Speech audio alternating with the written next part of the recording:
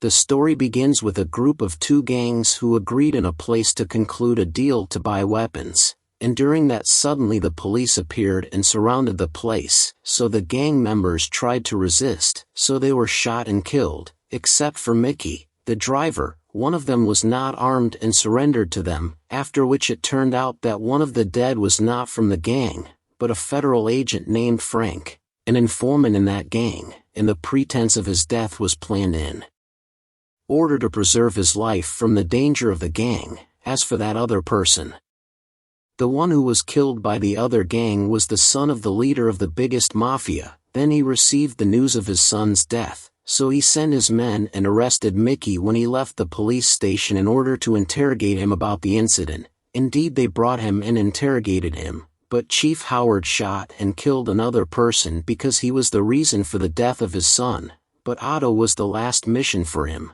So he decided to travel with his family to London in order to stay out of sight and live a quiet life.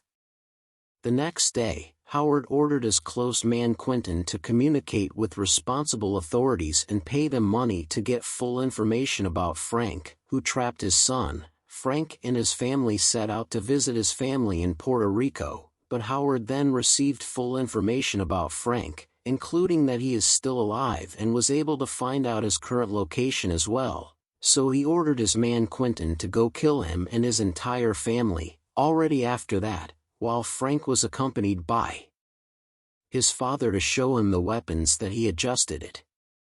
Suddenly they heard gunfire as the gang attacked everyone and started trying to escape.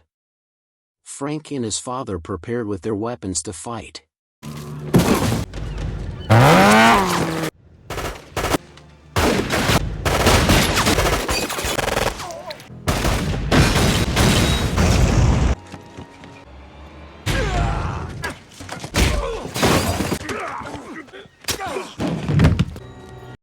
They were able to kill a number of them, but Frank's father was also killed, and in the meantime, Frank's wife and child ran away, but the gang members noticed that in Frank too, the wife escaped in a car, so they also went up and started chasing her, and Frank was then able to get rid of one of them, and then he drove off at full speed and climbed on the motorcycle to catch up with his family. His family had an accident and the car overturned, but then they were able to get out of it and tried to escape away, so the gang members continued to chase them until they killed them. Moments later Frank arrived. He was surprised by the death of his wife and child and began to cry, but then the gang members appeared and attacked him, so he tried to confront them, but they injured him and dropped him to the ground. Then they took him in a limb and shot him, the other son of Howard, in revenge for the death of his brother. Then they poured fuel around him and burned the place.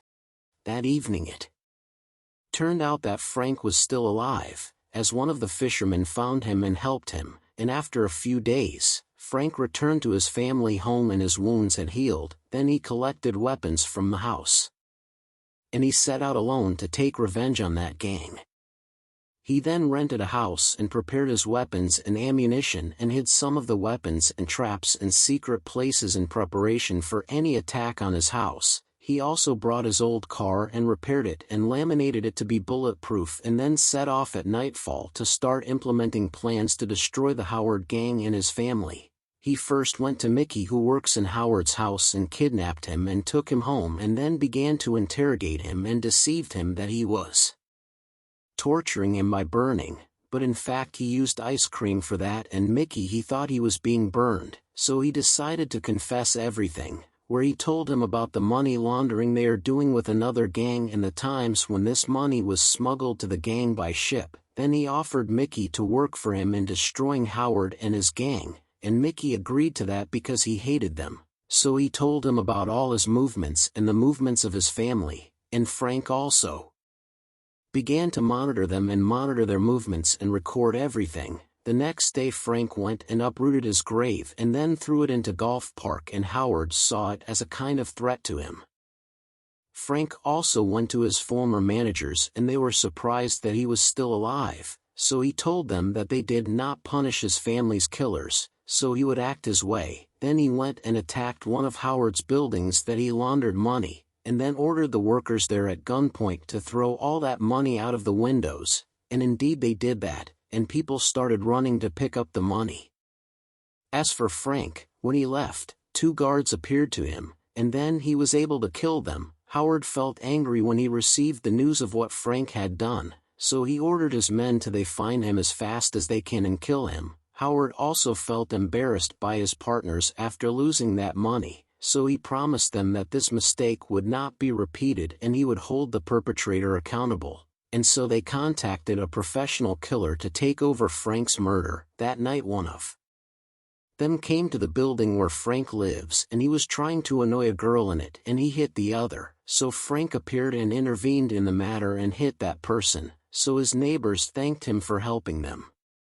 Frank started his second operation, where he stole Howard's wife's car and called Quentin and asked him to go to a hotel. Then he took the car to the hotel and parked it in a different place and got a traffic ticket. Then he climbed into the car and returned it to its previous place. He did all that in order to fabricate an order, which is that Howard's wife is cheating on him with Quentin. The next day, while Frank was in his car, suddenly one of them came rushing and collided with him at the drawbridge and then tried to kill Frank.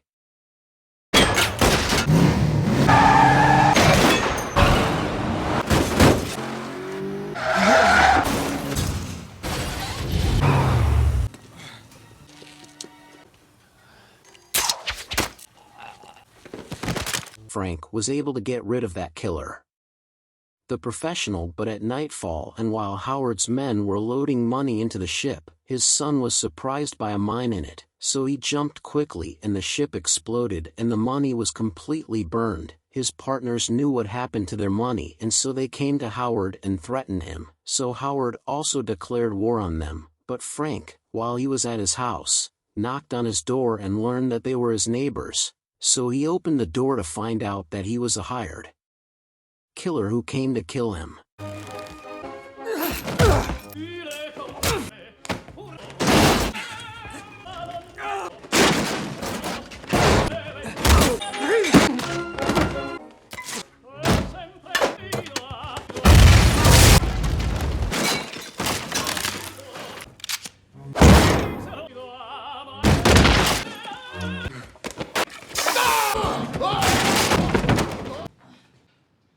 Frank managed to kill him, but his body was full of wounds. The problem is that the gang members at that moment had come to the place, so they hid him Frank in the basement elevator. Quentin and his men entered the place and saw their man killed, so they went up to the house to look for Frank, but they did not find him, so Quentin began to interrogate them, so they did not tell him anything. He even tortured one of them to speak, but he did not tell them anything. Quentin left and the rest, so Frank got out of the elevator and thanked Mike for his sacrifice for him. Although he only knew a few days, Frank treated his wounds and began preparing weapons to attack Howard and his gang. As for Mickey at the time, he gave Howard a traffic ticket that was placed on his wife's car and wrote the place of the violation at the Wyndham Hotel last Thursday. Howard asked him about Quentin's whereabouts that day, and he told him that he was also in the same hotel. Thus, Howard learned that the two had betrayed him, so he went to Quentin's house and killed him, thinking that he betrayed him, and then took his wife to the bridge and threw her on the train tracks and she died. Frank's plan succeeded in getting Howard to kill his wife and his close man himself. Howard then went to his office. Frank was waiting for him to attack the place, and indeed he started booby-trapping their cars, then sneaked inside to hunt them.